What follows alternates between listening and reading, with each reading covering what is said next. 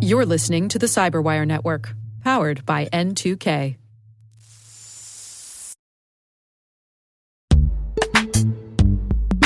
CISOs and CIOs know machine identities now outnumber humans by more than 80-1. And without securing them, trust, uptime, outages, and compliance are at risk.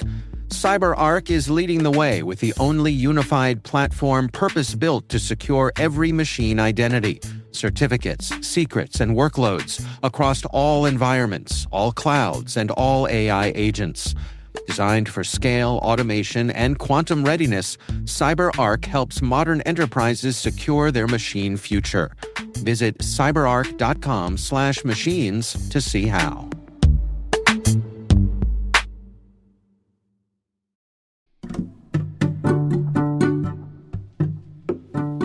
Hi, this is Ed Amoroso, and I'm the Chief Executive Officer and founder of Tag Cyber, which is a research and advisory firm located in New York City.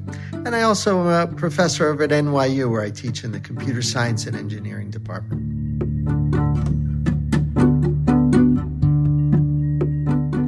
Well, my dad was the second computer science PhD ever in the world. He was at UPenn, and he was doing a PhD in electrical engineering, and they came to him and said, we'd like to make it computer science. This was the Moore School in the 60s. That's where ENIAC was built in the 50s.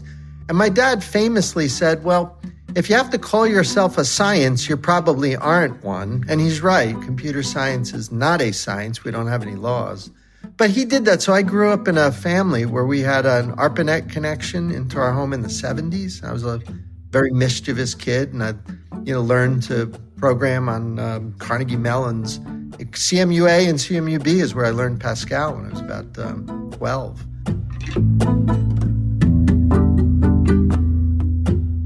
My dad guided me along. I eventually got my PhD in computer science. I went to Bell Labs and joined the Unix group. Again, with guidance from my dad, he said, again, famously, think how unfair this is that I had this guidance. In '83, he said, you should go to Bell Labs and you should work in computer security. That's going to be big. It's like, could you have had better advice, in the mid-'80s than to go work on Unix at Bell Labs on security? I mean, talk about died and went to heaven. That was the greatest place I've ever seen in my life. I would walk down the hallway where Brian Kernahan and Richie and Thompson, all those guys were working, and I would just go like this, hoping that some of that genius would waft into me. I don't think it ever did, but it felt good. Like, I often ask my teams, what was the best day you ever had at work? And it's a fun question to ask. And most people sadly say the day I got like this promotion or raise. What a sad reflection if that was your best day. I always tell them, it was my best day? When I was about 27, I was working a Unix project, and I'm in a meeting, and Brian Kernahan, the inventor of the C programming language, he said, Ed, that's a good idea. That's it. I walked out of there probably about 6 feet off the ground. And I've gotten to know Brian since then. I've interviewed him. He came at Tag Cyber. We have a conference. He was our keynote, signed books. I joke with him about that. He didn't remember it, but for me, it's the greatest thing ever.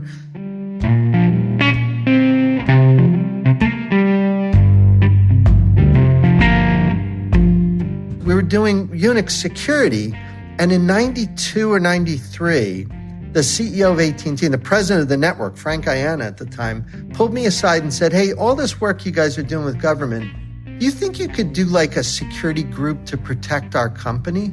And I remember going, wow, what a great idea. Like you'd have a group that would do security for the company? And he goes, yeah, what do you think? And I went, wow. I went nose and ran asking if anybody else was doing that. Find Steve Katz over at some bank, Citi or something. He hands me his card and it says Chief Information Security Officer. I said, what's that? He goes, that's my title.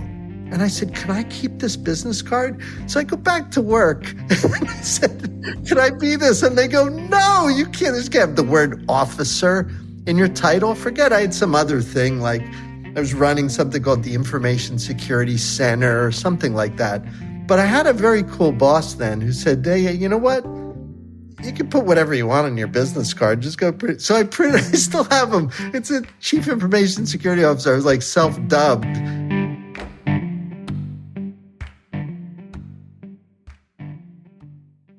From that time on, for the next 20 years, it became my passion, my research, my life's work to figure out how to make the Chief Information Security Officer position viable.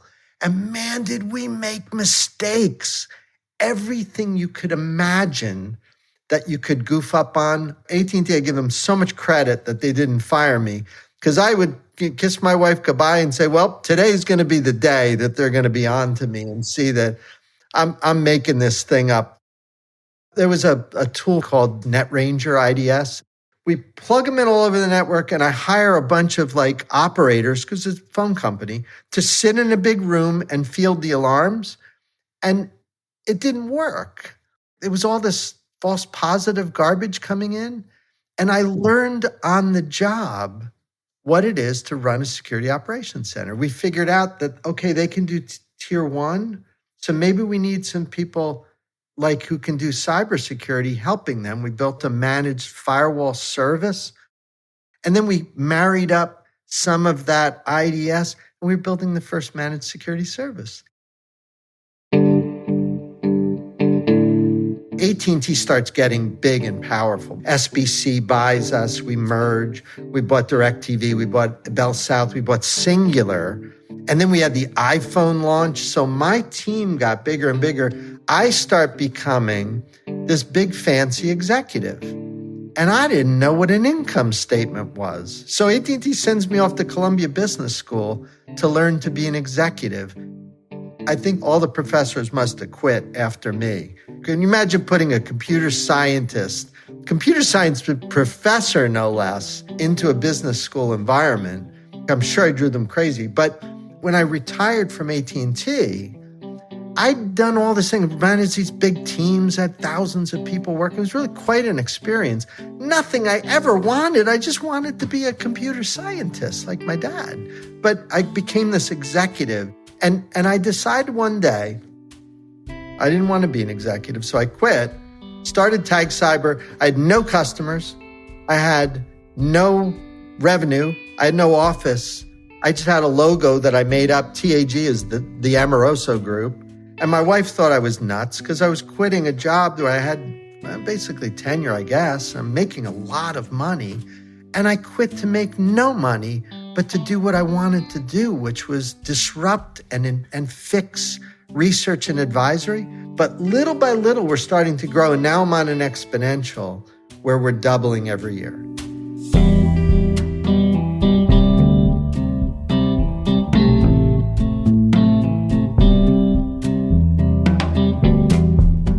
So that's my story. I went from my dad having an ARPANET connection, and I'm learning Pascal, to Bell Labs, to CISO, to business, to quitting, to starting something new. And now I'm riding a new exponential up, and it's a hell of a ride.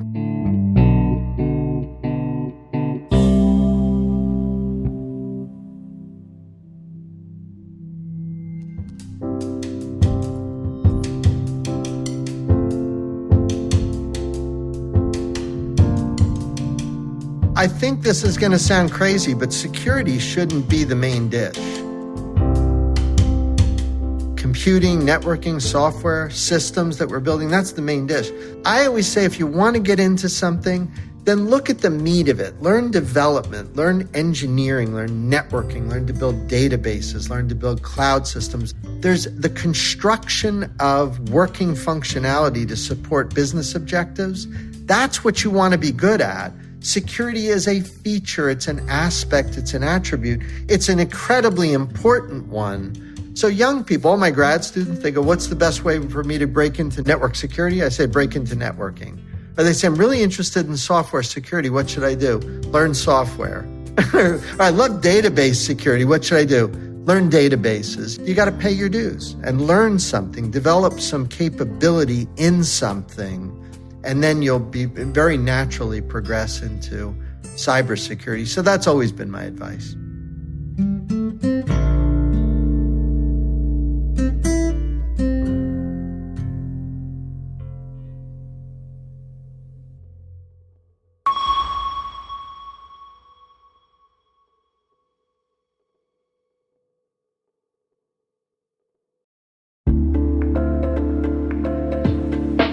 And now, a word from our sponsor, ThreatLocker, the powerful zero-trust enterprise solution that stops ransomware in its tracks. Allow Listing is a deny-by-default software that makes application control simple and fast. Ring fencing is an application containment strategy, ensuring apps can only access the files, registry keys, network resources, and other applications they truly need to function. Shut out cybercriminals with world-class endpoint protection from ThreatLocker.